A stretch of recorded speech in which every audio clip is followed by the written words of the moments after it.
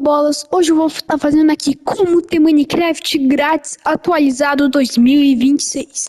Primeiro você vai pisar aqui no Roblox, ou isso sim, é no Roblox, espera ver o vídeo, review de qualidade, segue o pai para ver umas coisas de Xolão que a gente tá voltando com os conteúdos aqui. Ouriço, pesquisa aqui e você vai clicar nesse. Vai aparecer aqui e daí esse que é o problema. É o Minecraft, pô, sem zoeira, olha, bora tacar no multiplayer. Você vai carregar. Dá pra ver que é o Minecraft, eles só colocaram um ouriço pra Mojang não aparecer e dar direitos autorais. Será que, olha, tem gente online. É muito da hora, pô. Só os controles que estão um pouquinho invertidos, tá bom? Mas tirando isso, é maravilhoso, é. Pra quem tá sem grana, ou querer jogar um Roblox, ou só querer jogar um pouco de Mine, pô, é maravilhoso, é perfeito, pô.